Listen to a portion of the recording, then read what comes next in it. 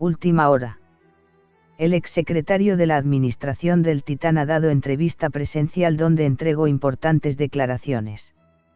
Mike Pompeo afirmó que el Partido Comunista es el responsable de la pandemia que ha acabado con la vida de miles y miles de personas, como también la economía de la gran mayoría de países. Afirmó también que Corea del Norte se está convirtiendo nuevamente en una amenaza para la seguridad de la nación, y que el lanzamiento de 2 cohetes de impacto guiado dejan en evidencia la incompetente administración de la marioneta de la izquierda, que se ha dedicado a acabar con todas las medidas que había tomado el Titán para nuestra seguridad y bienestar. Hoy sucedió otro lamentable hecho cerca al Capitolio. Un oficial perdió su vida luego de que un sujeto que hasta el momento no se conocen cuáles eran sus intenciones arrolló con su vehículo a 2 oficiales y uno de ellos lamentablemente terminó perdiendo su vida. El agresor fue dado de baja. Lo peor de esta situación es que hace poco también otra persona acabó con la vida de varias personas. Estos lamentables hechos demuestran la incompetente administración de la marioneta. Mike Pompeo afirmó que el Titán mejoró nuestra seguridad y bienestar cuando estuvo en el cargo. Y ahora bajo el mando de la marioneta hasta la religión es menos importante que la igualdad de género y el aborto. Esto que pasó hoy y hace unos días es algo muy triste y lamentable. Y reflejan la situación que estamos viviendo. Esperemos que Estados Unidos entre en una era de paz y armonía. A continuación el comunicado del honorable Mike Pompeo.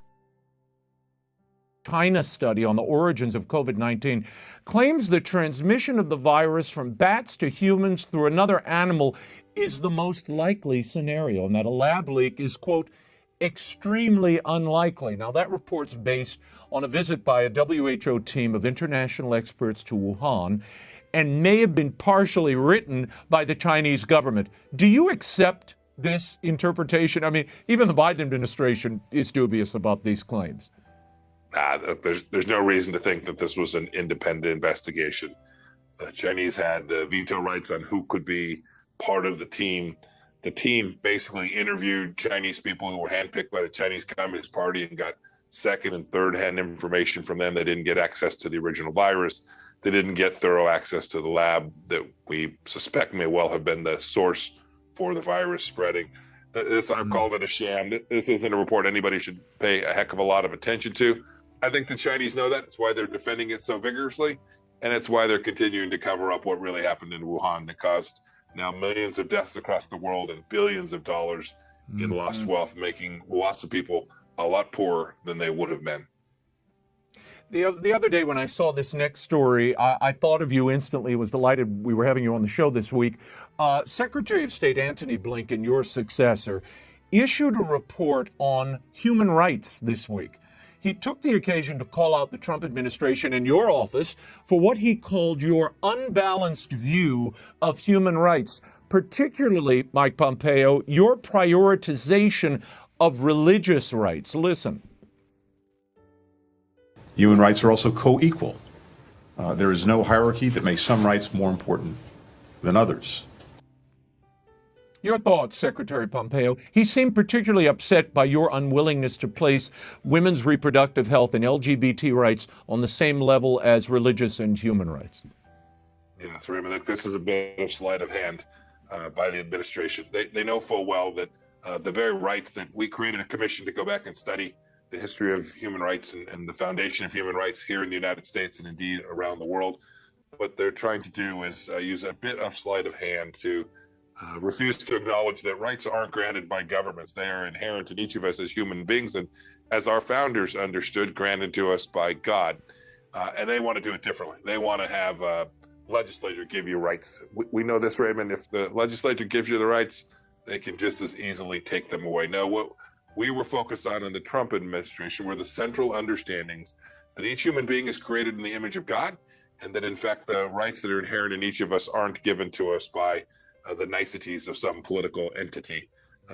When they get to talking about women's health and reproductive rights, they're really talking about abortion.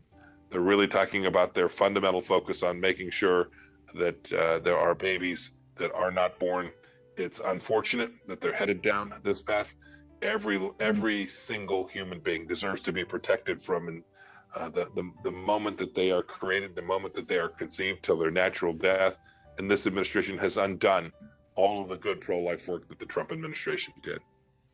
Well, and that prioritization and focus on religious rights that had languished for so long, Secretary Pompeo, and you see that, you're beginning to see that in the policy. This is no longer a major talking point on the forefront of these conversations with our enemies and abroad. And it's too bad, because nations around the world appreciated the fact that America under President Trump was determined to expand the scope of people to practice their own faith. Raymond, I was often dealing with counterparts who weren't Christian, who were from different countries, whether they were Muslim countries or Israel, the Jewish homeland. These were countries, but they were disciplined, faithful believers. And the fact that the United States was so committed to making sure that we did all that we could to make sure every human right had the right to practice their own faith, or if they chose no faith at all, was something countries around the world really valued, and it benefited us here in the United States at home as well. It's unfortunate that they have now sought to put religious freedom as a second or third tier right. Our founders understood differently. The First Amendment is first for that very reason. Yeah. Last week, North Korea tested 2 short-range missiles off its eastern coast in the first such launches since Biden took office. President Biden reacted this way. We're consulting with our allies and partners, and there will be responses if they choose to escalate. We will respond accordingly. But I'm also prepared for some form of diplomacy, but it has to be conditioned upon the end result of denuclearization. Secretary Pompeo, what do these missile launches tell you about the Northern Korean view of the world at the moment? And is this response by Biden forceful enough? Well, I hope the Biden administration gets this right. These missile launches violated the UN Security Council resolutions that we worked so hard to put in place. There has to be a cost for that activity. It ought to be a collective one. That would be good in the first instance. But as President Trump made clear, when America needs to act and act alone, because it's the right thing to do, we should do it. I didn't hear from him any indications what he's thinking about in terms of responding should the North Koreans conduct such attacks again. I'm hopeful the North Koreans will follow down the path that we had begun towards denuclearization. There's an awful lot of work left to do. President Trump took over when, you'll remember, Raymond, everyone will remember fire and fury. Tensions were incredibly high. Tensions were incredibly high, and we managed to create the conditions to reduce the risk that North Korea would have the capability and to reach the United States and the desire to do such a thing. Secretary Blinken has confirmed that the Biden administration reached out to North Korea without a response. And for the record, the Trump administration was able to get North Korea to cease those long-range missile tests. But it seems they feel renewed now and emboldened. Well, I don't think there's any doubt. New administration, they're going to test them. They're going to see how far they can push the administration. They tried to do the same thing in ours. We met steel with steel. We made clear to them it was going to be costly for them to engage in this activity. If this administration will do the same, if this administration is strong and tough and responds appropriately and not with appeasement, I'm confident they can get to the same place we did. Your point's well taken. We went twice to have the president meet with Chairman Kim. They were historic meetings. And we managed to convince Chairman Kim not to conduct long-range nuclear missile tests or conduct the nuclear tests themselves. Those are good things. They reduce risk not only to the United States, but to the world. I think people fail to understand, Secretary Pompeo, the linkage between Northern Korea and China and how the United States relationship with both parties affects the outcomes here. Now, China has become increasingly aggressive. We've seen the clampdown on democracy in Hong Kong, their horrendous human rights record, the Uyghurs being imprisoned. Prior to leaving your position as the Secretary of State, you determined that China was committing genocide against the Uyghur Muslims. Why did you wait until your last week of office to make that determination? And how should this administration deal with China when it comes to Uyghurs and all these other religious minorities being persecuted therein? Raymond, I regret that we weren't able to complete that task sooner. It was really important. Making a determination of genocide is something we don't do often here in the United States. And when we do, it deserves a fair amount of care and thoughtfulness. I wanted every voice to be heard inside the State Department. Ultimately, there were a lot of people in the State Department that didn't think it was the right decision. I did, and so I made that call. The fact that it was so late in the administration shouldn't deny the facts. The facts are that they were and continue to commit genocide against Uyghur populations, mostly Muslim, but other faiths as well. Uzbeks, Kazakhstanis in Western China today. This is a genocide that begins to look like what happened in Germany in the 1930s, and no one should do business with people who are executing slave labor in Western China. I hope every American company will take that responsibility seriously. We often hear the phrase "never forget," but we forget about what's happening right now in the world, and with a partner. China collaborates with so many of these American companies, and they just blithely go on as if nothing's happening, and that there aren't religious, racial, and ethnic cleansing going on at this moment. It really is astounding. It's mind-boggling, but I suppose it's the power of money, Secretary Pompeo. By the way, do you support the boycotting of the Olympics in China over that human rights record? I do. I hope that the International Olympic Committee will get it right and they will move the games from there. But in the event that they don't, in the event that they choose to allow the Chinese Communist Party to host an Olympic Games while they are committing genocide in the western part of the country, which harkens us back to the games in Germany in the 1930s. If the IOC moves forward with that, it's not the case that the U.S. Olympic Committee ought to feel good about going there. No American athlete should want to travel to that country where if they said something about the free people of Hong Kong, they'd be subject to arrest. This is not a place that ought to be hosting American athletes. It's not the right thing to do. And in the event the IOC gets it wrong, we ought not to let our athletes travel there.